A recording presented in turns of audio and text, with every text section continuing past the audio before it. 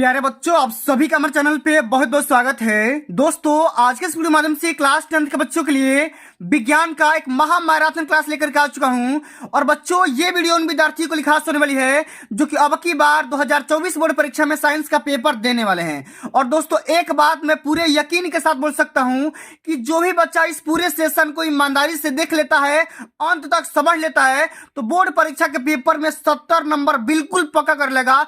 इस बात की गारंटी है। और साथ ही इस पूरे महा मैराथन क्लास के माध्यम से हम उन सभी क्वेश्चन के बारे में डिस्कस करने वाले हैं जो कि अब की बार 2024 बोर्ड परीक्षा में सीधा सीधा 100% पूछा जाएगा। तो आइए बच्चों, सबसे पहले हम ये समझ लेते हैं कि इस पूरे महा मैराथन क्लास के माध्यम से हम सभी किन किन टॉपिक के बारे में चर्चा करने वाले हैं। तो सबसे पहले बच्चों, हम यहाँ पे देखेंगे क्लास 10th के साइंस के पूरे किताब के जितने भी यहाँ पे मोस्ट इंपोर्टेंट बहुविकल्पी प्रश्न बन सकते हैं, उन सभी प्रश्नों को इस वीडियो के माध्यम से कवर करने वाले हैं जो कि बोर्ड के पेपर में 100% पूछा जाएगा।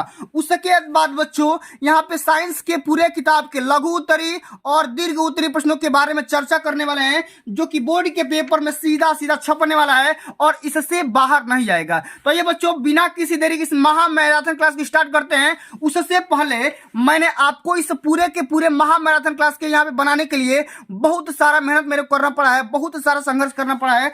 इसलिए आज की हमारा वीडियो का जो लाइक का टारगेट है वो कम से कम 1000 लाइक होना चाहिए, कम से कम 1000 लाइक होना चाहिए। उसके बाद प्रत्येक बच्चा 5 उन बच्चों के पास शेयर करेगा जो कि अब की बार बोर्ड परीक्षा 2024 में साइंस का पेपर देने वाले हैं। और प्रत्येक बच्चा एक अच्छा सा कमेंट करेंगे और जो भी बच्चा इस चैनल पे नया होगा उसको सब्सक्राइब करके साथ में सारे बेल आइकन प्रेस कर लेंगे, ठीक ना। तो आइए बच्चों, सबसे पहले हम यहाँ पे स्टार्ट करेंगे महत्वपूर्ण बहुविकल्पी प्रश्नों के साथ। जो कि पहला क्वेश्चन यहाँ पे पूछा गया है कि क्षारीय विलयन का पीएच मान कितना होता है? 0, 7 या 7 से कम या 7 से अधिक। तो बच्चों, मैंने आप सभी को कई बार बता रखा है कि क्षारीय विलयन का पीएच मान 7 से अधिक होता है और अम्लीय विलयन का पीएच मान 7 से कम होता है और उदासीन विलयन का पीएच मान 0 होता है, जो कि मैंने आप सभी को कई बार बता रखा है। अब अगला हमारा क्वेश्चन यहाँ पे पूछा गया बच्चा कि मनुष्य में दूध के दांतों की संख्या कितनी होती है? 20 होती है कि 24 होती है कि 28 होती है कि 32 होती है? तो मनुष्य में दूध के दांतों की संख्या बाबू यहाँ पे 20 यहाँ पे राइट आंसर हो जाएगा, क्योंकि 20 होता है। इस बात को ध्यान में रख लेना। और बच्चों, जितना मैं क्वेश्चन बता रहा हूं ना, सारे क्वेश्चन को अभी कभी तुरंत याद कर लो, क्योंकि अब की बार 2024 बोर्ड परीक्षा में यही क्वेश्चन आने वाले हैं। इससे बाहर नहीं आएंगे तो नहीं आएंगे, ठीक ना। आइए बच्चों, सबसे अगला हमारा क्वेश्चन पूछा गया है कि किस रंग का तरंग दैर्ध्य अधिकतम होता है? लाल रंग, नीला रंग, बैगनी या पीला? तो सबसे अधिक तरंग दैर्ध्य की हम बात करेंगे तो लाल रंग का तरंग दैर्ध्य सबसे अधिकतम होता है, मैक्सिमम वेवलेंथ होता है। इस बात को ध्यान में रख लेना। अच्छा, अगला हमारा क्वेश्चन क्या है कि कौन सा कार्बनिक यौगिक असंतृप्त हाइड्रोकार्बन है या असंतृप्त यौगिक है, कंपाउंड है, ये आपको बताना है। एथेन है कि मेथेन है, एथिलीन है कि एथिल एल्कोहल है? तो बच्चों, यहाँ पे पूछा गया है असंतृप्त यौगिक, ठीक है। तो यहाँ पे क्या होगा? असंतृप्त यौगिक में यहाँ पे हो जाएगा एथिलीन। क्या होगा? एथिलीन हो जाएगा। तीसरा ऑप्शन हमारा बिल्कुल यहाँ पे राइट आंसर हो जाएगा। अब चलो, अगला हमारा क्वेश्चन क्या पूछा गया बाबू कि दायां फेफड़ा कितने पिंडों में बटा होता है?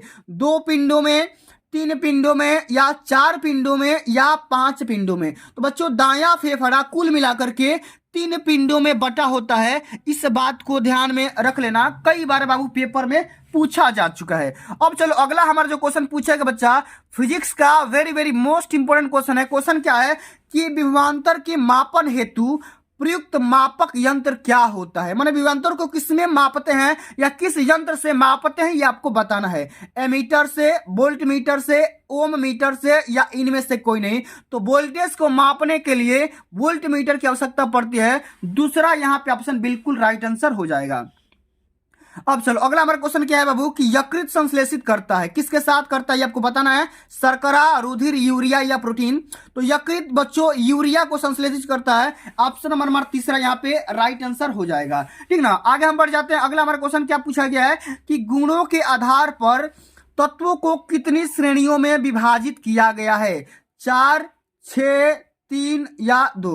तो बच्चों गुणों के आधार पर तत्वों को कुल मिलाकर के 3 श्रेणियों में डिवाइड किया गया है, ठीक ना। धातु, अधातु और उपधातु, ठीक ना। धातु, अधातु और उपधातु, इन्हीं तीनों श्रेणियों में बांटा गया है। अगला हमारा क्वेश्चन क्या है कि पीत्त का निर्माण कहां पर होता है? पित्ताशय में, यकृत में, अग्न्याशय में या वृषण में? तो पीत्त का निर्माण बच्चों यकृत में होता है ना, लीवर में हो जाएगा। इस बात को ध्यान में रख लेना, very very most important question है। अगला हमारा क्वेश्चन क्या है, यह भी क्वेश्चन कई बार पेपर में आ चुका है कि निर्वात में प्रकाश की चाल कितनी होती है? तो ये होती है 3 × 10⁸ मीटर पर सेकेंड। ऑप्शन नंबर यहाँ पे तीसरा बिल्कुल राइट आंसर हो जाएगा बाबू। इस बात को ध्यान में आप लोग रख लेना। अच्छा, अगला हमारा क्वेश्चन क्या है बाबू कि एंटीमनी है, धातु है, उपधातु है, अधातु है कि अक्रिय गैस है? तो एंटीमनी क्या हो जाएगा? उपधातु हो जाएगा। इस बात को ध्यान में रखना, तीसरा ऑप्शन हमारा बिल्कुल यहाँ पर राइट आंसर हो जाएगा। अच्छा, अगला हमारा क्वेश्चन क्या है, समझिएगा कि निम्न में से कौन सा भाग ग्रसनी में उपस्थित होता है? ठीक ना, समझिएगा। नासा ग्रसनी, मुख ग्रसनी, कंठ ग्रसनी या उपरोक्त सभी? तो बच्चों यहाँ पे इसका जो राइट आंसर होगा ये हो जाएगा उपरोक्त सभी हो जाएगा, ठीक ना। ठीक है, इस बात को ध्यान में रखना। तो बाबू आगे हम बताएंगे आप सभी को मैराथन वीडियो के माध्यम से सभी महत्वपूर्ण दीर्घ उत्तरी प्रश्नों का और यहाँ पे लघु उत्तरी प्रश्नों का मैराथन। तो आप लोग वीडियो में एंड तक बने रहिएगा, वीडियो को छोड़ करके बिल्कुल भी नहीं जाना है। जब तक तोड़ेंगे नहीं तब तक भाई छोड़ेंगे नहीं। विद्युत ऊर्जा का इकाई क्या होता है आपको बताना है, वोल्ट, वाट, एम्पियर या वाट इंटू सेकेंड। तो विद्युत ऊर्जा की इकाई क्या होती है बाबू? ये हो जाएगा विद्युत ऊर्जा, इलेक्ट्रिकल एनर्जी की यूनिट होती है वाट इंटू सेकेंड, ठीक ना। वाट इंटू सेकेंड, क्योंकि P बराबर W/T होता है, वहां से W का मात्रक P इंटू T निकाल करके आ जाएगा। यहाँ पे चौथा ऑप्शन हमारा बिल्कुल राइट आंसर हो जाएगा। इस बात को ध्यान में रखना है। अब अगला हमारा क्वेश्चन क्या पूछा गया बाबू कि मनुष्य के मस्तिष्क का कौन सा भाग सर्वाधिक विकसित होता है? प्रमस्तिष्क, अनुमस्तिष्क या डाइएनसेफेलॉन या इनमें से कोई नहीं? तो मनुष्य के मस्तिष्क का सबसे जो विकसित भाग होता है ना, उसको हम बोलते हैं प्रमस्तिष्क। ऑप्शन नंबर पहला हमारा बिल्कुल करेक्ट आंसर यहाँ पे हो जाएगा। इस बात को ध्यान में आप लोगों को रख लेना भाई, भूलना बिल्कुल भी नहीं है, ठीक ना। इस बात को ध्यान में रखना है। अब चलो अगला हमारा क्वेश्चन क्या पूछा गया बाबू कि वह धातु जो सामान्य ताप पर द्रव है, लिक्विड है, मरकरी, जल, ब्रोमीन या लोहा? तो मरकरी बच्चों सिंपल टेम्परेचर पर, जनरल टेम्परेचर पर ये क्या होता है? लिक्विड के फॉर्म में होता है, द्रव के फॉर्म में होता है। मनुष्य के लार में क्या पाया जाता है? टाइलिन, लाइसोजाइम या पेप्सिन या ए और बी दोनों, ठीक ना। तो बच्चों मनुष्य के लार में टाइलिन भी पाया जाता है और साथ में लाइसोजाइम भी पाया जाता है। ऑप्शन नंबर हमारा डी यहाँ पे बिल्कुल राइट आंसर हो जाएगा। इस बात को ध्यान में आप लोगों को रखना है भैया, याद करके जाना, ठीक ना। अब की बार पेपर में पूरा का पूरा नंबर चाहिए मेरे को, 95% का सपना है, ठीक ना। प्रकाश की तरंग दैर्ध्य की परास कितनी होती है ये आपको बताना है। तो जब भी पूछेगा बच्चा कि प्रकाश का तरंग दैर्ध्य कितना होता है, इसका रेंज बताना है, तो ये होता है 4000 एंगस्ट्रॉम से लेकर के 8000 एंगस्ट्रॉम के बीच में। 4000 से लेकर के 8000 के बीच में इसका वेवलेंथ होता है, उसका यहाँ पे ध्यान में रखना, कई बार पेपर में आ चुका है। अगला हमारा क्वेश्चन पेपर में कई बार आ चुका है कि निरूपक तत्व क्या होता है? सोडियम, पोटेशियम, सिलिकॉन या हीलियम? तो यहाँ पे निरूपक तत्व क्या हो जाएगा? यहाँ पे सोडियम इसका बिल्कुल राइट आंसर हो जाएगा। ऑप्शन नंबर पहला यहाँ पे करेक्ट आंसर हो जाएगा। अच्छा, अगला हमारा क्वेश्चन क्या है बाबू कि अवायवीय तथा अनाक्षिक शोषण में निर्गत ऊर्जा की मात्रा क्या होती है या कितनी होती है ये आपको बताना है। तो अवायवीय या अनाक्षिक शोषण में निर्गत ऊर्जा की जो मात्रा होती है वो 27 किलो कैलोरी होती है। ऑप्शन नंबर हमारा पहला बिल्कुल राइट आंसर हो जाएगा। इस बात को ध्यान में रखना है। अब चलो अगला हमारा क्वेश्चन क्या पूछा गया बाबू कि यदि एक तार में प्रवाहित धारा को दोगुना कर दिया जाए तो विभवांतर का मान हो जाएगा, ठीक ना। यदि एक तार में प्रवाहित धारा को, अगर करंट को हम दोगुना करेंगे तो वोल्टेज का मान भी दोगुना हो जाएगा। इस बात को ध्यान में रख लेना है, ठीक ना, इसको याद करना। अगला हमारा क्वेश्चन क्या है कि मनुष्य के मस्तिष्क का भार कितना ग्राम होता है ये आपको बताना है। 1000 से 1100 ग्राम, 1300 से 1400 ग्राम या 900 से 1000 ग्राम या 1600 से 1800 ग्राम? तो बच्चों मनुष्य के मस्तिष्क का जो भार होता है ना वो होता है 1300 से लेकर के 1400 ग्राम के बीच में ही होता है। ऑप्शन नंबर यहाँ पे सेकंड बिल्कुल राइट आंसर यहाँ पे हो जाएगा, ठीक ना।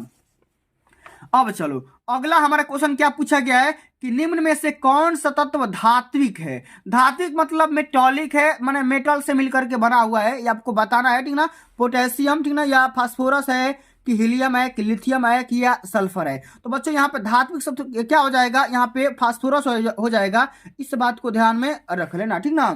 अब चलो अगला हमारा क्वेश्चन क्या है कि निम्न में प्रोटीन का पाचन सर्वप्रथम किस में होता है, ठीक ना। मुख गुहिका में, ग्रास नली में, आंत में या आमाशय में। तो मनुष्य में प्रोटीन का जो पाचन होता है वो कहाँ पे होता है, तो सबसे पहले आमाशय में होता है। इस बात को ध्यान में रखना है बाबू, कई बार पेपर में आ चुका है। तो मैं इस वीडियो के माध्यम से, इस पूरे महामैराथन क्लास के माध्यम से हम सभी वही क्वेश्चन के बारे में चर्चा करने वाले हैं जो कि पेपर में ऑलरेडी पूछा गया है या पूछा जाएगा, ठीक ना। अगला हमारा क्वेश्चन क्या है कि किस दर्पण में वस्तु का वास्तविक प्रतिबिंब सदैव वस्तु से छोटा, सीधा व काल्पनिक बनाता है, ठीक ना। किस दर्पण में बनाता है, प्रतिबिंब कैसा बनेगा, वस्तु से छोटा बनेगा, सीधा बनेगा और काल्पनिक यानी इमेजिनरी बनेगा। समतल दर्पण, अवतल दर्पण, उत्तल दर्पण या ये सभी। यहाँ पे क्या हो जाएगा बाबू, यहाँ पे होगा उत्तल दर्पण की, क्योंकि उत्तल दर्पण में जो भी वस्तु का प्रतिबिंब बनता है ना, वस्तु से छोटा बनता है, सीधा बनता है और काल्पनिक बनता है। कहाँ बनता है, काल्पनिक, यानी दर्पण के कहाँ बनता है, सामने, ठीक ना। अब चलो अगला हमारा क्वेश्चन यहाँ पूछा गया है कि ऑक्सीजन की संयोजकता कितनी होती है, 2 होती है कि 3 होती है कि 4 होती है कि 6 होती है। तो ऑक्सीजन की जो बैलेंसी की बात करेंगे बच्चा, तो बैलेंसी इसकी कितनी होती है, 2 होती है। इस बात को ध्यान में रखना है, ठीक ना। अगला हमारा क्वेश्चन क्या है कि रुधिर परिसंचरण की खोज किसके द्वारा किया गया था, ये आपको बताना है। तो विलियम हार्वे के द्वारा, वान ल्यूवेनहॉक के द्वारा या स्टीफन हेल्स के द्वारा या लैंड स्टीनर के द्वारा। तो रुधिर परिसंचरण की जो खोज किया गया था वो विलियम हार्वे के द्वारा किया गया था। ऑप्शन नंबर पहला हमारा बिल्कुल यहाँ पर राइट आंसर हो जाएगा।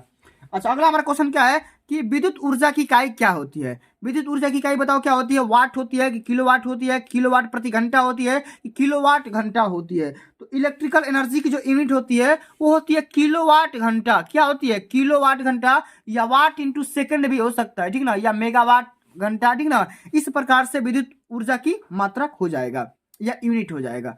अगला हमारा क्वेश्चन क्या है, बायो का क्वेश्चन है कि हार्मोन क्या होता है, प्रोटीन होता है कि अमीनो एसिड होता है या साधारण कार्बोनेट होता है कि जटिल कार्बोनेट होता है। बताओ बच्चों हार्मोन क्या है, तो हार्मोन एक क्या है, एक प्रोटीन है, ठीक ना। ऑप्शन नंबर हमारा पहला यहाँ पे राइट आंसर हो जाएगा। इस बात को ध्यान में रखना है और पेपर में जाकर के भाई छाप देना है, ठीक ना। अभी तो मैं बच्चों यहाँ पे खाली बहुविकल्पी बता रहा हूँ, आगे बताऊंगा लघु उत्तरी और दीर्घ उत्तरी प्रश्नों को भी बताने वाला हूँ, उसको भी ध्यान से देख करके जाना है और पेपर में एकदम धुआं धुआं कर देना है। 95% का सपना है ना वो भी आपका साकार होगा, ठीक ना।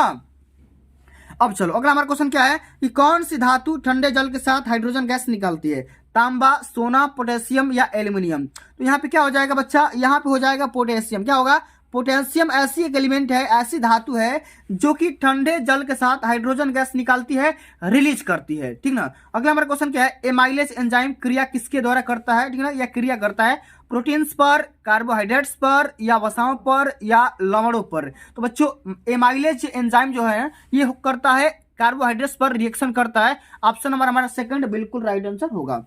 अगला हमारा क्वेश्चन क्या है, दीप्त प्रकाश स्रोत है, ठीक ना, किसका स्रोत है ये आपको बताना है, ठीक ना। दीप्त प्रकाश का स्रोत कौन है, कांच है कि चंद्रमा है कि विद्युत बल्ब है कि इनमें से कोई नहीं है। तो एक होता है दीप्त, ठीक ना। दीप्त मतलब जो हमने मानव के द्वारा बनाया गया उसको दीप्त बोलेंगे, और अदीप्त होता है जो कि खुद नेचर के द्वारा बनाया गया है, तो ठीक ना। यहाँ पे क्या हो जाएगा, दीप्त प्रकाश का स्रोत क्या है, विद्युत बल्ब हो जाएगा, ठीक ना। क्या होगा, विद्युत बल्ब हो जाएगा, ठीक ना। अच्छा अगला हमारा क्वेश्चन क्या है कि लिथियम विकर्ण किसके साथ दर्शाता है, सोडियम के साथ, पोटेशियम के साथ, एल्यूमिनियम के साथ या मैग्नीशियम के साथ। तो बच्चों लिथियम जो है ना मैग्नीशियम के साथ विकर्ण संबंध दर्शाता है, डायगोनल दर्शाता है। इस बात को ध्यान में रखना है, कई बार पेपर में पूछा जा चुका है बाबू ये क्वेश्चन, ठीक ना। अब चलो अगला हमारा क्वेश्चन क्या है, समझिएगा ध्यान से कि रुधिर, शुद्ध रुधिर को शरीर के विभिन्न भागों में ले जाती है। माने क्या ले जाती है, सिराओं ले जाती है कि महाशिरा ले जाती है कि दायां नीला ले जाती है कि महाधमनी ले जाती है। तो शुद्ध रुधिर को शरीर के विभिन्न भागों में ले जाने वाली ग्रंथि का नाम क्या है, महाधमनी। क्या है बाबू, महाधमनी उसका नाम है, ठीक ना। महाधमनी एक ऐसी ग्रंथि है जो कि शुद्ध रुधिर को शरीर के विभिन्न भागों में पहुंचाती है या ले जाती है। अच्छा अगला हमारा क्वेश्चन क्या है, समझिएगा कि विद्युत स्त्री की आधार जो प्लेट की बाह्य सतह पर पालिश की जाती है। किसकी पालिश की जाती है आपको बताना है, क्रोमियम की, बेंजीन की, अभ्रक की, या इनमें से कोई नहीं। तो बच्चों जो भी आपका प्रेस होता है ना, प्रेस की जो भी प्लेट होती है, निचले वाला प्लेट होता है ना, उस प्लेट की जो भी परत चढ़ाई जाती है, पॉलिश किया जाता है या पेंट किया जाता है, वो क्रोमियम का परत चढ़ाया जाता है। किसका? क्रोमियम की पॉलिश की जाती है। इस बात को ध्यान में रखना है। अगला हमारा क्वेश्चन क्या है कि त्वचा का रंग गहरा करने वाला हार्मोन क्या है? MTH, MSH या STH या ACTH? तो त्वचा का रंग गहरा करने वाला हार्मोन का नाम है MSH। क्या नाम है? MSH नाम है। इस बात को ध्यान में आप लोग को रखना है। अगला हमारा क्वेश्चन यहाँ पे पूछा गया बच्चा कि कौन सी धातु अम्ल से हाइड्रोजन गैस विस्थापित नहीं करती है? क्या क्वेश्चन है? ऐसी कौन सी धातु है, मेटल है, जो कि हाइड्रोजन से विस्थापित नहीं करती, अम्ल से हाइड्रोजन विस्थापित नहीं करती है? मैग्नीशियम, आयरन, कॉपर या जिंक? तो बाबू इसका राइट आंसर हो जाएगा कॉपर। क्या हो जाएगा कि कॉपर एक ऐसा धातु होता है जो कि अम्ल से हाइड्रोजन गैस को विस्थापित बिल्कुल भी नहीं करती है। अगला हमारा क्वेश्चन क्या है कि मानव यकृत में कितनी पसलियां पाई जाती है? ठीक ना, 4, 5, 3 या 2? तो मानव यकृत में कुल मिलाकर के 3 पसलियां पाई जाती है। इस बात को ध्यान में रखना है। अगला हमारा क्वेश्चन क्या है कि अवतल लेंस प्रदर्शित करता है अभिसारी प्रकृति, अपसारी प्रकृति, ए और बी दोनों, या कोणीय प्रकृति? तो बच्चों अवतल लेंस जो होता है ना, ये अपसारी प्रकृति का होता है। इस बात को ध्यान में रखना है। अगला हमारा क्वेश्चन क्या है कि वायुयान में ईंधन के रूप में प्रयोग किया जाता है एथिल एक्वाइन, एसिटिल क्लोराइड या एथिल एल्कोहल या मेथिल एल्कोहल? तो बच्चों वायुयान के ईंधन के रूप में एथिल एल्कोहल का यूज किया जाता है। इस बात को ध्यान में रखना, कई बार पेपर में पूछा जा चुका है। अच्छा अगला हमारा क्वेश्चन क्या है कि एल्कोहल का निर्माण कहां पर होता है, किस अंग में होता है, ये आपको बताना है। ऑक्सीश्वसन में, किण्वन में, या ग्लाइकोलाइसिस में, या इनमें से कोई नहीं? तो एल्कोहल का निर्माण, ठीक ना, यहाँ पे क्या हो जाएगा, किण्वन के रूप में होता है। ठीक ना, इस बात को ध्यान में रखना है। ऑप्शन नंबर हमारा भी बिल्कुल राइट आंसर यहाँ पे हो जाएगा। अगला हमारा क्वेश्चन क्या है कि एक प्रोटॉन पर कितना आवेश होता है, कितना चार्ज होता है, ये आपको बताना है। तो एक प्रोटॉन पर आवेश का जो मात्रा होता है ना बाबू, वो होता है 1.6 इंटू 10⁻19 कूलम। क्या होता है? 1.6 इंटू 10⁻−19 कूलम ये चार्ज होता है एक प्रोटॉन पर। ठीक ना। अच्छा अगला हमारा क्वेश्चन क्या है कि धमनी और शिरा तंत्रों को जोड़ने वाली महीन वाहिनियां क्या है? उसका नाम क्या है? धमनिकाएं, सिरकाएं, या केशिकाएं, या महाशिराएं? तो धमनी और शिरा तंत्रों को जोड़ने वाली जो भी महीन वाहिनियां हैं उसका नाम क्या है? केशिकाएं है। क्या है? केशिकाएं है। चौथा ऑप्शन आपका यहाँ पे राइट आंसर हो जाएगा। अच्छा अगला हमारा क्वेश्चन क्या है, ध्यान से समझिएगा कि धावन सोडा का केमिकल फार्मूला, रासायनिक सूत्र क्या होता है? कई बार भाई पेपर में आ चुका है। Na2CO3.NH2O, NaHCO3, या सोडियम क्लोराइड, या यहाँ पे नौसादर NH4Cl। ठीक ना।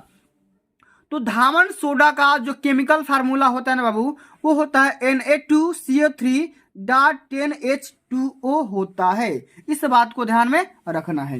अगला हमारा क्वेश्चन क्या है, कृमि रूप परिशेषिका किसका भाग होता है? छोटी आंत, अग्न्याशय, बड़ी आंत, या ग्रास नली? तो कृमि रूप परिशेषिका बच्चों बड़ी आंत का भाग होता है। इस बात को ध्यान में रखना, कई बार पेपर में पूछा जा चुका है।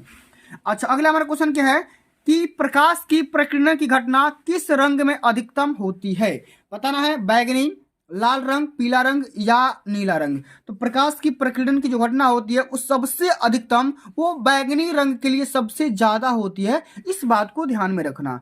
अगला हमारा क्वेश्चन क्या है कि निम्नलिखित में से एल्डिहाइड है। एल्डिहाइड बताना है कि एल्डिहाइड कौन सा होता है? मेथनॉल, ठीक ना, या मेथेनॉल, या मेथेनॉल, या एथेन, या एथेनॉल? तो बच्चों इसका राइट आंसर हो जाएगा मेथेनॉल हो जाएगा। क्या होगा? मेथेनॉल होगा। ये एल्डिहाइड है। ठीक ना, इस बात को ध्यान में रखना।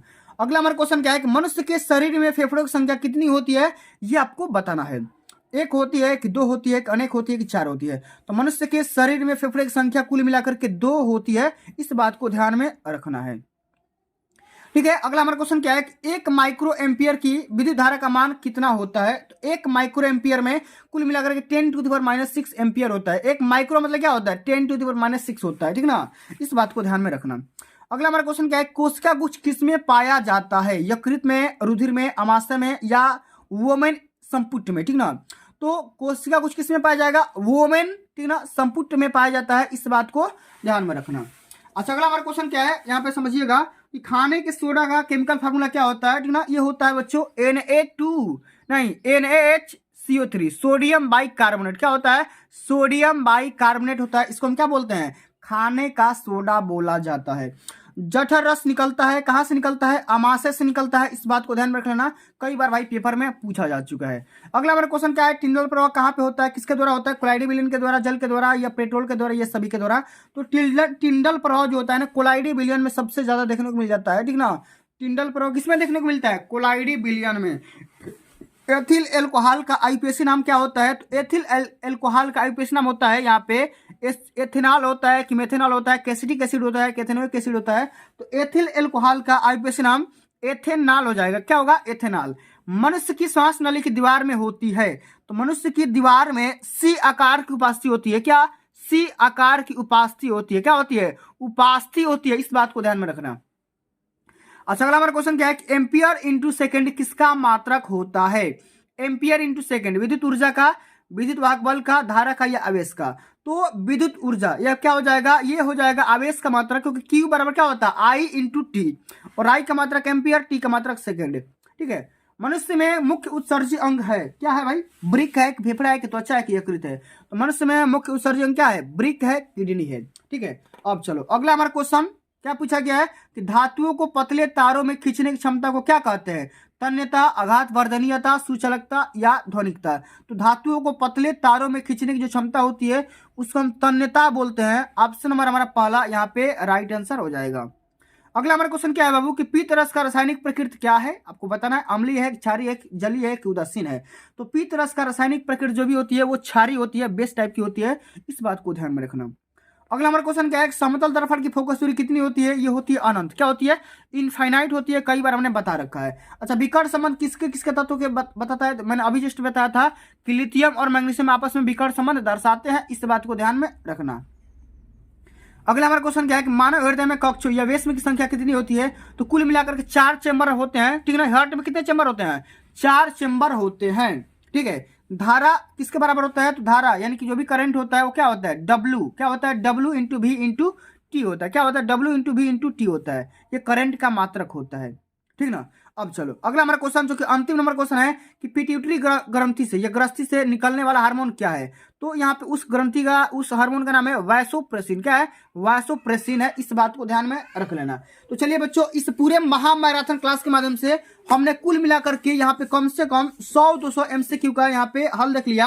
अब देखेंगे बच्चों यहाँ पे महामैराथन वीडियो के माध्यम से सभी महत्वपूर्ण दीर्घ उत्तरीय प्रश्नों का विश्लेषण, जो कि कक्षा 10 के बच्चों के लिए सबसे ज्यादा एकदम तगड़ा कंटेंट रहने वाला है। और बच्चों इस वीडियो के माध्यम से हम सभी वही प्रश्नों को समझेंगे जो कि अब की बार पेपर में डायरेक्ट पूछा जाएगा, इससे बाहर नहीं आएगा, ठीक ना। तो वीडियो को लाइक कर देना, शेयर कर देना, और एक बार इस लाइक को याद रखना भाई। कितना टारगेट है लाइक का?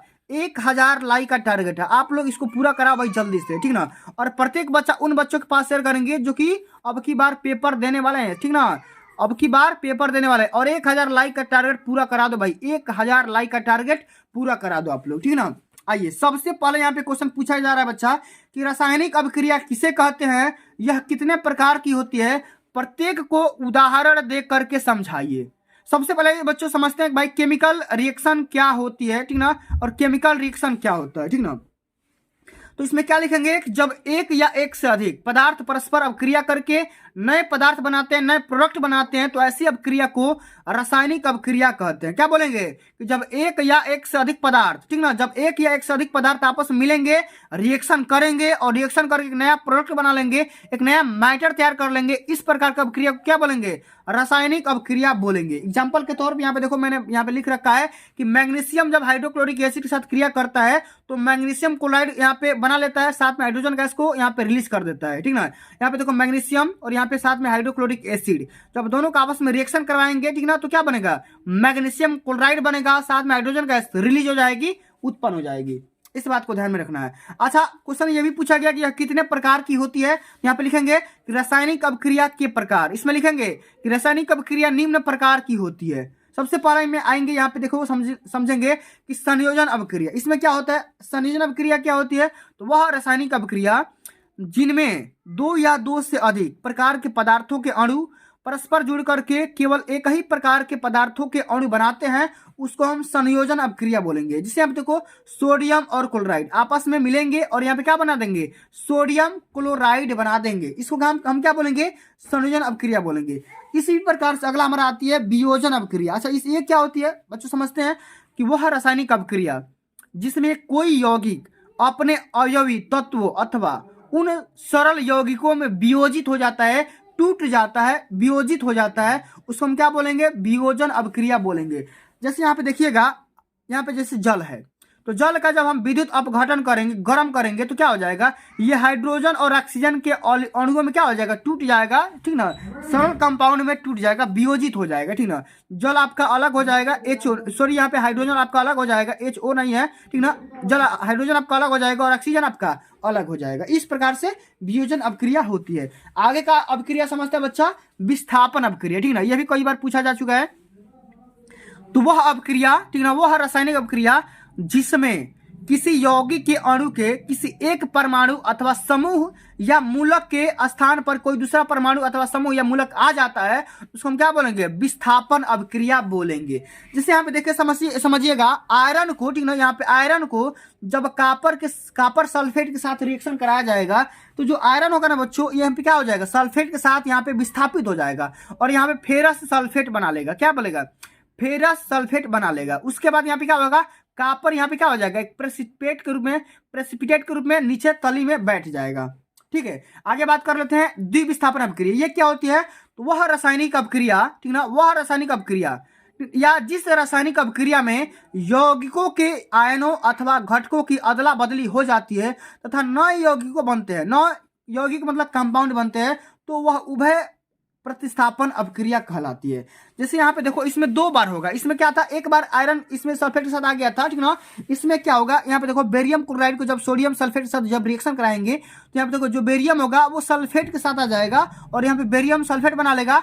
उसके बाद जो यहाँ पे ये सोडियम है वो क्लोराइड के साथ विस्थापित होगा और यहाँ पे सोडियम क्लोराइड बना लेगा। ठीक है, इस प्रकार से कुल मिलाकर के 4 प्रकार की रासायनिक अभिक्रिया होती है। एक होती है रासायनिक संयोजन अभिक्रिया, दूसरा वियोजन अभिक्रिया, तीसरा विस्थापन अभिक्रिया और चौथा द्विविस्थापन अभिक्रिया। इस प्रकार से पूरा का पूरा अभिक्रिया का यहाँ पे पूरा महामैराथन क्लास के माध्यम से हमने समझ लिया। अब चलिए बच्चों, आगे हम बात करेंगे। यहाँ पे अगला हमारा जो क्वेश्चन यहाँ पे पूछा गया है कि प्रकाश संश्लेषण को परिभाषित करिए। भाई कई बार पूछा जा चुका है कि प्रकाश संश्लेषण की परिभाषा क्या होती है, इसकी क्रिया विधि को समझाइए। बहुत बार पेपर में पूछा जा चुका है, तो कैसे हल करेंगे इसको जरा समझिएगा आप लोग। इसमें लिखेंगे प्रकाश संश्लेषण, तो हरे पौधे जिनमें क्लोरोफिल या पर्ण रहित पाया जाता है, प्रकाश की उपस्थिति में पानी अथवा कार्बन डाइऑक्साइड की सहायता से कार्बोहाइड्रेट विशेषकर ग्लूकोज का निर्माण होता है। किसका, ग्लूकोज का, C6H12O6, इसका क्या होगा, निर्माण होगा और इसी क्रिया को क्या बोलेंगे, प्रकाश संश्लेषण बोलेंगे। जैसे यहाँ पे देखो कार्बन डाइऑक्साइड को जब हम जल के साथ रिएक्शन कराएंगे तो यहाँ पे देखो प्रकाश और क्लोरोफिल की उपस्थिति में क्या होगा, सबसे पहले तो ग्लूकोज बनेगा, साथ में जल यहाँ पे मिल जाएगा और यहाँ पे ऑक्सीजन यहाँ पे रिलीज हो जाएगी। उसके बाद इसे कैसे यहाँ पे प्राप्त होता है, यहाँ पे इस प्रक्रिया का क्या विधि होता है, यहाँ पे लिखेंगे विधि। तो प्रकाश संश्लेषण एक जटिल अभिक्रिया है। यह 2 चरणों में पूर्ण होती है, प्रकाशिक अभिक्रिया तथा अप्रकाशिक अभिक्रिया। पहली क्रिया क्या है, प्रकाशिक अभिक्रिया, और दूसरी क्या है, अप्रकाशिक अभिक्रिया। दोनों चरणों में पूर्ण होती है, इस बात को ध्यान में रखना। आइए सबसे पहले समझते हैं भाई प्रकाशिक अभिक्रिया क्या होती है। किसी एक विधि के बारे में आप सभी को वर्णन करना है। इसमें लिखेंगे कि यह अभिक्रिया निम्न पदों में संपन्न होती है। इसमें लिखेंगे कि सूर्य का प्रकाश अवशोषित कर हरित लवकों के ग्रेना में उपस्थित पर्ण रहित सक्रिय हो जाता है और एटीपी से एटीपी का निर्माण हो जाता है। एटीपी से क्या होगा, एटीपी बन जाएगा। उसके बाद यहाँ पे अगला यहाँ पे चरण में क्या होगा कि ऊर्जावित क्लोरोफिल के द्वारा जल का आयन H+ आयन और OH- आयनों में प्रकाशिक अपघटन हो जाता है और यहाँ पे देखो जल जो है ऊर्जावित क्लोरोफिल की वजह से क्या हो जाएगा, H+ आयन में और OH- आयन में टूट जाएगा।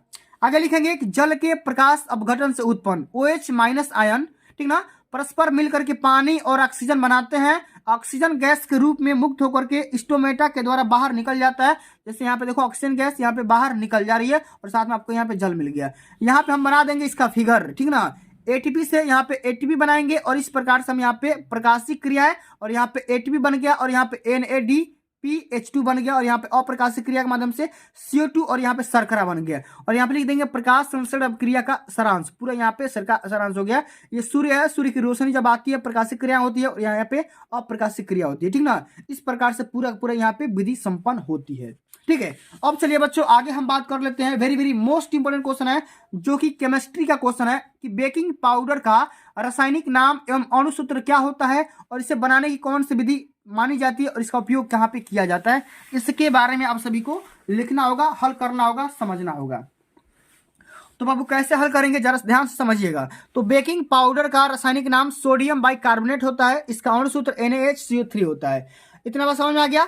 अच्छा, इसे बनाने की विधि पूछा गया है, तो बनाने की विधि क्या होती है, तो यह सोडियम हाइड्रोक्साइड के सांद्र विलयन में अधिक मात्रा में कार्बन डाइऑक्साइड गैस, ठीक है, प्रवाहित करने पर प्राप्त होता है। क्या होता है, यह सोडियम हाइड्रोक्साइड के, देखो यहाँ पे सोडियम हाइड्रोक्साइड के सांद्र विलयन में जब हम CO2 गैस प्रवाहित करेंगे तो क्या बनेगा, सोडियम कार्बोनेट पहले बनेगा, उसके बाद यहाँ पे देखो सोडियम कार्बोनेट, ठीक ना, सोडियम कार्बोनेट और जल और यहाँ पे कार्बन डाइऑक्साइड, जब तीनों आपस में मिलेंगे तो सोडियम बाइकार्बोनेट यहाँ पे प्राप्त हो जाएगा। इसी को हम क्या बोलते हैं, खाने का सोडा बोला जाता है। इसको क्या बोलते हैं, खाने का सोडा बोला जाता है। अच्छा, इसकी क्वालिटी क्या होती है, इसका उपयोग क्या होता है, इसके बारे में समझते हैं। तो यह एक सफेद क्रिस्टलीय जल में अल विलेय पदार्थ होता है। इसका जलीय विलयन अम्लीय होता है। क्या होता है, अम्लीय होता है, ठीक ना। अच्छा, इसको गर्म करने पर यह सोडियम कार्बोनेट में टूट जाता है तथा कार्बन डाइऑक्साइड गैस प्राप्त होती है, ठीक ना, रिलीज हो जाती है। अगला हमारा क्वेश्चन क्या पूछा गया बच्चा कि प्लास्टर ऑफ पेरिस किसे कहते हैं, इसे बनाने की विधि, गुण और उपयोग के बारे में बताना है। कई बार भाई पेपर में पूछा जा चुका है। तो बाबू जितना क्वेश्चन बता रहा हूँ ना, अभी बहुत सारा क्वेश्चन है मेरे पास, अभी क्वेश्चन का स्टॉक है, ठीक ना। अभी मत जाना वीडियो को छोड़ के, ठीक ना। अभी मैं कम से कम 1 घंटा का मैराथन लेने वाला हूँ, ठीक है। कितना घंटा का, 1 घंटा का, ठीक ना। पूरा मैं क्वेश्चन बता के ही जाऊंगा, ठीक ना। आइए समझते हैं भाई कि प्लास्टर ऑफ पेरिस किसे कहते हैं, जरा इसको ध्यान से समझिएगा। तो जिप्सम को 120 से लेकर के 130 डिग्री सेंटीग्रेड पर गर्म करने से प्लास्टर ऑफ पेरिस बनता है। अच्छा, बनाने की विधि क्या होती है, ये देखो जिप्सम का फार्मूला होता है CaSO4.2H2O, ठीक ना। यह होता है जिप्सम का फार्मूला। अब जिप्सम को जब आप 120 से लेकर के 130 डिग्री सेंटीग्रेड पर गर्म करेंगे तो यहाँ पे प्लास्टर ऑफ पेरिस प्राप्त हो जाएगा। इसका सूत्र क्या होता है, CaSO4.H2O, ठीक ना, CaSO4.H2O, ये प्लास्टर ऑफ पेरिस, और यहाँ पे आपको जल भी मिल जाएगा। अच्छा, इसका गुणधर्म में पूछा है, तो प्लास्टर ऑफ पेरिस सफेद रंग का होता है और ये तेज गर्म करने पर निर्जल या CaSO4 में बदल जाता है, जैसे यहाँ पे देखो जिप्सम में बदल गया, ठीक है। अच्छा, इसका यूज हम कहाँ करेंगे, शल्य चिकित्सा में प्लास्टर करने में करते हैं, सांचे और मॉडल बनाने में करते हैं, या मूर्तियां और खिलौने बनाने में किया जाता है, ठीक ना। इसका यूज कहाँ कहाँ करते हैं, चिकित्सा में करते हैं। अब देखो होगी कि हड्डी के टूट और मोच में इसका बैंडिस बनाया जाता है, सांचे बनाया जाता है, मॉडल बनाया जाता है, और मूर्तियां या खिलौने बनाने में इसका यूज किया जाता है, ठीक है।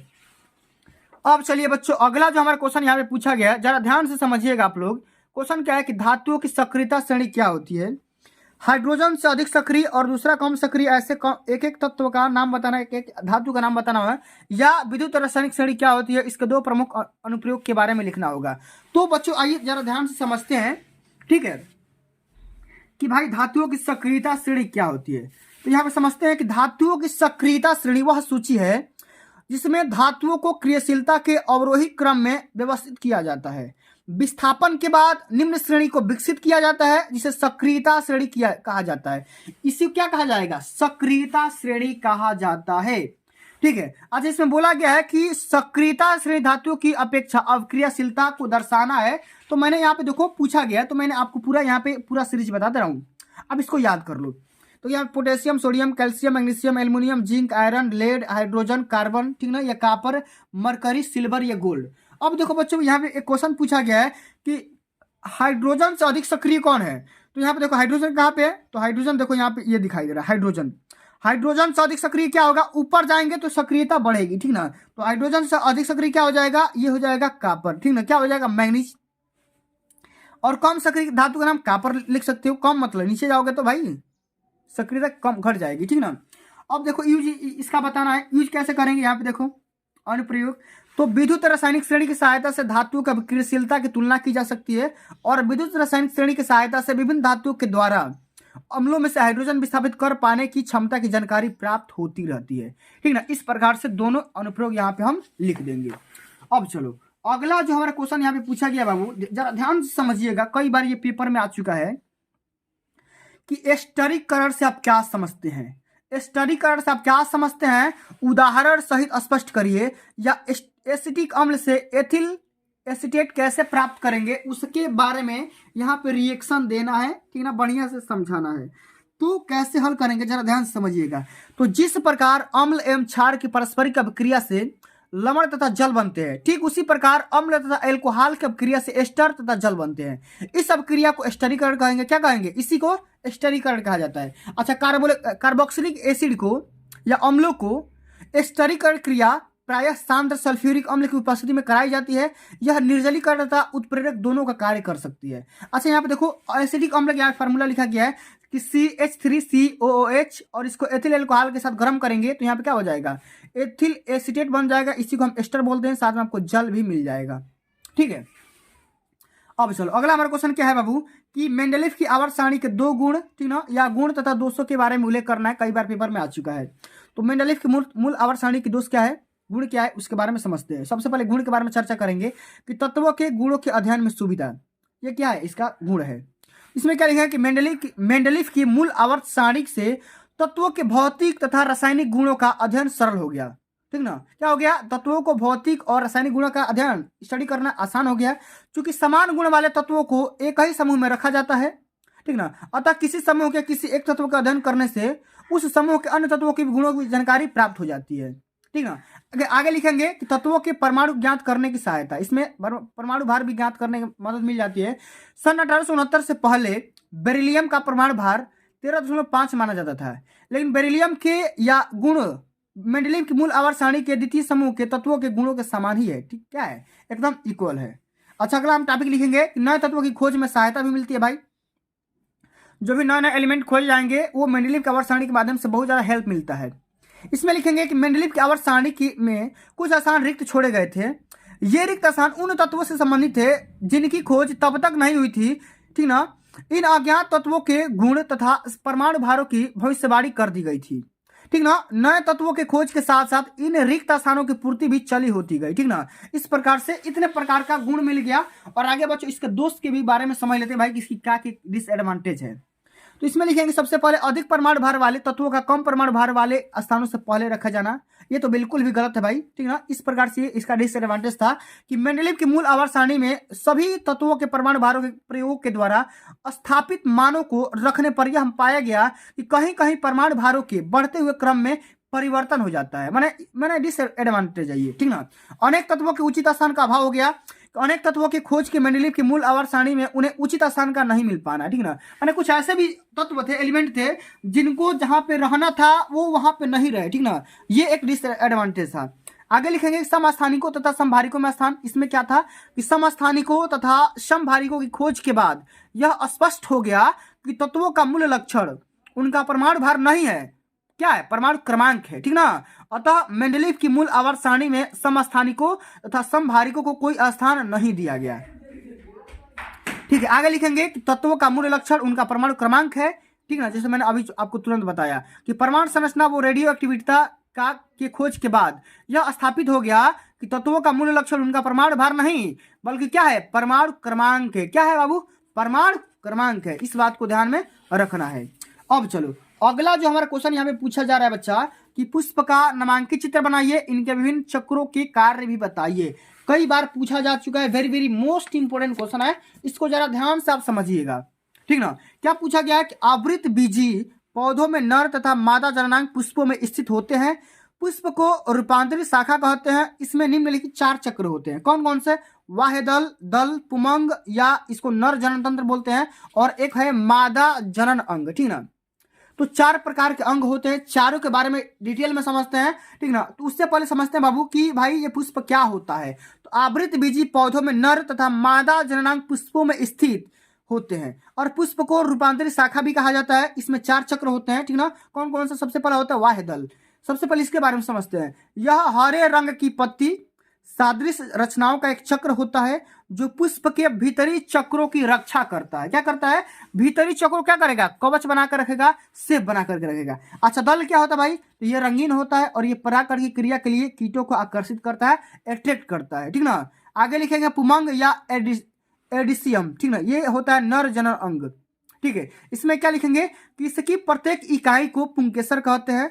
पुंकेसर का अगला फूला हुआ भाग परागकोश होता है और परागकोश या एथर को या एंथर के अंदर नर युग्मक या परागकण बनते हैं और परागकण में एक सूत्री नर केंद्रक होता है, सेंट्रल होता है। इस बात को ध्यान में रखना। और यहाँ पे पुष्प का संरचना बनाया गया है, ये है परागकोश, ये है उसका तंतु, ये है बच्चों इसको वाह्यदल और इसको यहाँ बोलेंगे अंडाणु। क्या बोलेंगे? अंडाणु। और इस ये क्या बोलेंगे? अंडाशय, जहाँ पे अंडाणु रहता है। और इसको बोलेंगे वर्तिकाग्र। और यहाँ से लेकर के यहाँ तक के भाग को क्या बोलेंगे? जयांग बोला जाता है, ठीक ना। जयांग या मादा जनन अंग बोला जाता है। इसके बारे में समझ लेते हैं भाई। इसकी प्रत्येक इकाई को अंडक या कार्पेल बोला जाता है। कार्पेल का निचला फूला हुआ भाग अंडाशय होता है, जिसमें बीजांड या आविल होता है। बीजांड में मादा युग्मक या अंड बनता है। बीजांड से बीज बनता है। और जिन अंगों में या जिन जंतुओं में नर और मादा युग्मक अलग अलग शरीरों में बनते हैं उन्हें एक लिंगी कहते हैं। क्या कहते हैं? एक लिंगी कहते हैं। और यदि नर तथा मादा पुष्प अलग अलग पौधे धारण कर सके तो यह पौधा एक लिंगी या एक लिंगी ग्रासराई कहलाता है। इस बात को ध्यान में रख लेना, ठीक है। अब चलो अगला हमारा जो क्वेश्चन यहाँ पे पूछा गया है बाबू कि मनुष्य के उत्सर्जन तंत्र का नामांकित चित्र बनाइए। कई बार पूछा जा चुका है कि मनुष्य के उत्सर्जन तंत्र का नामांकित चित्र बनाइए। इसके बारे में प्रमुख उत्सर्जी अंग के बारे में संरचना सहित यहाँ पे लिखना होगा। तो कैसे हल करेंगे जरा आप लोग ध्यान से समझिएगा क्वेश्चन को, जरा आप लोग एकदम बेसिक तरीके से समझिएगा। इसमें क्या लिखेंगे बाबू? सबसे पहले उत्सर्जन सिस्टम को समझते हैं कि शरीर में विभिन्न उपापचयी, ठीक ना, शरीर में विभिन्न उपापचयी क्रियाओं में अनेक अपशिष्ट या वर्ज्य पदार्थ बनते हैं। इनका शरीर में कोई उपयोग नहीं होता है, ठीक ना। कभी कभी ये अत्यंत विषैले भी हो सकते हैं। विषैले न होने पर भी अपशिष्ट पदार्थ कोशिकाओं से संचित नहीं किए जा सकते हैं, अतः इनको शरीर से बाहर निकालना अति आवश्यक होता है। अपशिष्ट पदार्थों को शरीर से बाहर निकालने की जो प्रोसेस होती है उसी को हम उत्सर्जन कहते हैं, ठीक ना। अच्छा, इसमें कौन सा अंग होता है? इसको हम बोलते हैं प्रमुख उत्सर्जी अंग। इसमें कौन कौन सा होता है समझते हैं कि मानव शरीर में वृक्क मुख्य उत्सर्जी अंग माना जाता है। इसका कार्य रुधिर को साफ करना होता है। इसके अतिरिक्त मनुष्य में यकृत, त्वचा, फेफड़े और आंत भी उत्सर्जन में मदद करते हैं, हेल्प करते हैं। यहाँ पे देखो बनाया गया इसका फिगर, ठीक ना। यह है मनुष्य का उत्सर्जन अंग। तो जरा इसको ध्यान से समझिएगा। ये है बच्चों वायुवृक्क शिरा। क्या है? ये वायुवृक्क है, ठीक ना। ये शिरा है, ठीक ना। ये महाशिरा है, ठीक ना। और यहाँ पे देखो ये है मूत्र मार्ग। ये यहाँ से लेकर के यहाँ तक क्या है? मूत्र मार्ग है। और ये जो पार्ट दिखाई दे रहा है ना, यहाँ पे मूत्र इकट्ठा तो होता है, इसको मूत्राशय बोलते हैं, ठीक ना। और इसको क्या बोला जाता है? इसको बोला जाता है बाई मूत्र वाहिनी। और ये वाला जो पार्ट है इसको बोला जाता है महाधमनी, ठीक ना। और ये क्या था? बायां वृक्क था, ठीक ना। और ये आपका दायां वृक्क था। ये बायां वृक्क और ये दायां वृक्क, ठीक ना। और इसको क्या बोला जाता है? बाई वृक्क धमनी बोला जाता है, ठीक ना। इस प्रकार से आपको बहुत बढ़िया से इसका फिगर बनाना है। पेपर में इसका फिगर बनाने के लिए पूछा जाता है, ठीक ना। इसमें लिख देंगे वृक्क क्या होता है भाई? किडनी क्या होता है? तो मानव शरीर में वृक्क मुख्य उत्सर्जी अंग होता है। इसका काम रुधिर को यूरिया अम्ल को शरीर से बाहर निकालने का काम होता है, ठीक ना। इस प्रकार से पूरा का पूरा हम यहाँ पे लिख देंगे, समझ लेंगे, ठीक है। अब चलो अगला हमारा क्वेश्चन क्या है बच्चा? फ्लेमिंग के बाम हस्त का नियम क्या होता है? कई बार पूछा जा चुका है। Very very most important question है बाबू। इसको जरा आप लोग ध्यान से समझिएगा। क्या करना है? ध्यान से समझिएगा। इसमें कैसे लिखेंगे कि किसी धारावाही चालक के चारों ओर, क्या लिखेंगे कि किसी भी धारावाही चालक के चारों ओर चुंबकीय क्षेत्र की दिशा को मैक्सवेल के दक्षिण हस्त नियम से ज्ञात किया जाता है। इस नियम के अनुसार यदि धारावाही चालक को दाहिने हाथ में इस प्रकार पकड़े कि अंगूठा चालक के प्रवाहित दिशा और धारा की दिशा को निर्देशित करता है, तो जब यहाँ पे देखो जो अंगूठा होगा धारा की दिशा जब बताएगा तो चालक को पकड़ने वाली जो भी अंगुलियां होती है वो चुंबकीय क्षेत्र की दिशा बताएगी। क्या बताएगी? ये जो भी अंगुलियां होगी वो चुंबकीय क्षेत्र की दिशा बताएगी। जैसे यहाँ पे देखो डायरेक्शन बताया गया है, ठीक है। इस प्रकार से फ्लेमिंग का बाम हाथ का नियम होता है। अच्छा, अगला नियम लिखेंगे कि चुंबकीय क्षेत्र में धारावाही चालक पर बल की दिशा फ्लेमिंग के बाम हाथ के नियम के द्वारा ज्ञात किया जाता है, कैलकुलेट किया जाता है। इसमें लिखेंगे कि इस नियम के अनुसार, अच्छा नियम क्या होता है? यदि बाएं हाथ की प्रथम 3 अंगुलियों को एक दूसरे के लंबवत इस प्रकार रखा जाए कि तर्जनी चुंबकीय क्षेत्र की दिशा में एवं मध्यमा धारा की दिशा में, तो अंगूठा की दिशा चालक पर आरोपित बल की दिशा को बताएगा, ठीक है। यहाँ पे देखो सबसे पहले मैंने क्या बताया कि यदि बाएं हाथ की प्रथम 3 अंगुलियों को इस प्रकार से मोड़ेंगे, ठीक ना, यहाँ पे देखो 1 2 3, इस प्रकार से मोड़ेंगे कि एक दूसरे को 90 डिग्री का एंगल बनाएगा, तो बच्चों जो तर्जनी अंगुली होगा ये वाला अंगुली क्या बताएगा बच्चा, ये बताएगा, ठीक ना, चुंबकीय क्षेत्र की दिशा। ये क्या बता रहा है, ये चुंबकीय क्षेत्र की दिशा बता रहा है। मध्यमा जो होगा ये विद्युत धारा बताएगा, तो ये जो अंगूठा होगा ये चालक पर कितना फोर्स लग रहा है वो दिशा बता देगा, ठीक है, या किस डायरेक्शन में फोर्स लग रहा है, ठीक है। अब चलो अगला हमारा क्वेश्चन क्या है, फैराडे के विद्युत चुम्बकीय प्रेरण के नियम बताइए तथा प्रेरित विद्युत वाहक बल का सूत्र भी लिखिए, फार्मूला भी लिखना है, या विद्युत चुम्बकीय प्रेरण के 2 नियम लिखिए, या फ्लेमिंग के दाएं हाथ का नियम लिखिए। तो सब कुछ मैंने यहाँ पे इस वीडियो के माध्यम से बताऊंगा, ठीक ना। तो आइए बच्चों सबसे पहले हम समझते हैं कि भैया फैराडे के विद्युत चुम्बकीय प्रेरण का नियम क्या होता है। तो प्रथम नियम, दो नियम है, दोनों नियम को समझ लेते हैं, ठीक है ना। इसमें क्या लिखेंगे कि जब किसी बंद कुंडली में से होकर जाने वाली चुंबकीय बल रेखाओं में परिवर्तन होता है तो उस कुंडली में प्रेरित विद्युत वाहक बल उत्पन्न हो जाता है। तो केवल उसी समय तक रहता है जब तक चुंबकीय फ्लक्स में परिवर्तन होगा, माने जब तक चुंबकीय फ्लक्स में लगातार परिवर्तन होगा तो विद्युत वाहक बल रहेगा, और जब तक परिवर्तन खत्म हो जाएगा तो खत्म हो जाएगा वो भी। ये तो हो गया प्रथम नियम। अच्छा, द्वितीय नियम क्या होता है, तो किसी कुंडली में उत्पन्न प्रेरित विद्युत वाहक बल का परिमाण कुंडली में से होकर जाने वाली बल रेखाओं की संख्या के परिवर्तन की दर का अनुक्रमानुपाती होती है। यहाँ पे लिखेंगे यदि किसी कुंडली से गुजरने वाले चुंबकीय फ्लक्स का मान φ1 और बहुत कम समय अंतराल के बाद, ठीक ना, डेल्टा टी के बाद उसमें गुजरने वाले चुंबकीय फ्लक्स का मान φ2 हो जाता है, तो कुंडली में फ्लक्स के जो भी परिवर्तन का जो रेट होगा, रेट ऑफ चेंज होगा, ठीक ना, वो क्या हो जाएगा φ2 - φ1 बटा में डेल्टा टी। ये तो हो गया रेट ऑफ चेंज। अब यहाँ पे देखो प्रेरित विद्युत वाहक बल यानी ईएमएफ क्या होता है, ईएमएफ जो होगा वो φ2 - φ1 अपान में डेल्टा टी का क्या होगा, रेसिप्रोकल हो जाएगा। और यहाँ पे जब इसका साइन हटाएंगे तो यहाँ पे के कांस्टेंट आ जाएगा, और के का मान जब एक रखेंगे तो ई का मान क्या हो जाएगा φ2 - φ1 बटा में डेल्टा टी, और ई का मात्रा क्या होता है, वोल्ट होता है, ठीक है। तो बच्चों अभी मैंने जस्ट बता दिया फ्लेमिंग के बाएं हाथ का नियम, दाएं हाथ का नियम, सब कुछ अभी देखो यहाँ पे बता ही दे रहा हूँ कि फ्लेमिंग के दाएं हाथ का नियम क्या होता है। ये अलग सा क्वेश्चन है, ठीक है, इसको भी जरा समझ लेते हैं, ठीक ना। अच्छा, इसमें क्या लिखेंगे जरा ध्यान से समझिएगा। इसमें बाबू ये लिखेंगे कि यदि किसी चालक को, कंडक्टर को चुंबकीय क्षेत्र में गति कराएं तो उसमें प्रेरित विद्युत वाहक बल उत्पन्न हो जाता है। माने चुंबकीय क्षेत्र में गति कराएंगे तो क्या हो जाएगा, ईएमएफ इंड्यूस हो जाएगा, ठीक ना। और यदि परिपथ बंद हो तो परिपथ में प्रेरित विद्युत धारा प्रवाहित होने लगती है, जिसकी दिशा को फ्लेमिंग के दाएं हाथ वाले नियम से ज्ञात किया जा सकता है। अच्छा, नियम क्या बोलता है, यहाँ पे देखो बनाया गया फिगर। इस नियम क्या बोलता है भाई, यदि हम अपने दाएं हाथ की तर्जनी, मध्यमा तथा अंगूठे को एक दूसरे के लंबवत फैला करके रखें तो तर्जनी अंगुली चुंबकीय क्षेत्र की दिशा बताएगी, अंगूठा चालक की दिशा बताएगा, गति की दिशा बताएगा। तो मध्यमा अंगुली जो अंगुली होगी वो प्रेरित धारा की दिशा बताएगी, ठीक ना। ये मध्यमा है, प्रेरित धारा की दिशा बता रही है, ये जो मध्यमा है, ठीक ना, ये तर्जनी है, ये चुंबकीय क्षेत्र की दिशा बता रही है, और ये जो अंगूठा है वो गति की दिशा बता रहा है। इस प्रकार से तीनों एक दूसरे क्या है, 90 डिग्री के एंगल पर बने हैं, ठीक है। इस प्रकार से आपको बोर्ड के पेपर में हल करना है, ठीक ना। और बहुत सारे बच्चे भूल गए होंगे कि भाई इस वीडियो का लाइक का टारगेट क्या था। तो जो भी बच्चे अभी तक वीडियो को वाकई में देख रहे हैं वो उनको मैं पूरा ये मान रहा हूँ कि भाई उनके अंदर ओबियसली बात है कि भैया अब की बार 95% स्कोर करने की क्षमता है। 1000 लाइक भाई पहुंचा दो आप लोग, 1000 लाइक आप लोग पहुंचा दो, इस बात को मत भूलना है। अब चलिए बच्चों आगे हम बात करेंगे ये क्वेश्चन कि चुंबकीय प्रेरण के सिद्धांत पर आधारित एक डायनेमो को सचित्र कार्य विधि समझाइए। भाई बहुत सारे बच्चे चैनल पे ये कमेंट कर रहे थे कि सर ये जो सिलेबस में कर चुका है तो भाई पढ़ लो, क्या पता आ जाएगा। पिछली बार तो 2023 में ये क्वेश्चन आया था, ठीक ना, 2023 में ये भी आया था और ये भी क्वेश्चन मोटर वाला और जनरेटर वाला दोनों आया था, ठीक ना। तो मैं दोनों इस वीडियो के माध्यम से बता दे रहा हूँ, मेरा काम है बताने का। आप लोग को मन भाई आप लोग देख लो भाई, क्या पता आ जाए, ठीक ना, क्या पता आ जाए, ठीक है। चलिए डायनेमो क्या है, तो सबसे पहले समझते हैं भाई कि डायनेमो क्या होता है। तो विद्युत जनरेटर, इसको हम क्या बोलते हैं, जनरेटर बोलते हैं, अथवा डायनेमो वो यंत्र होता है जो यांत्रिक ऊर्जा को विद्युत ऊर्जा में बदलता है। अच्छा, विद्युत जनरेटर विद्युत चुंबकीय प्रेरण के सिद्धांत पर आधारित होता है। ये 2 प्रकार का होता है, ठीक ना। कितना प्रकार का होता है, 2 प्रकार का होता है। अच्छा, डायनेमो अगर कोई पूछेगा भाई डायनेमो क्या होता है, तो यांत्रिक ऊर्जा को सीधे विद्युत ऊर्जा में बदलता है। उस मशीन को क्या बोलेंगे, डायनेमो बोलते हैं, या जनरेटर बोला जाता है। क्या बोला जाता है, जनरेटर बोला जाता है, ठीक ना।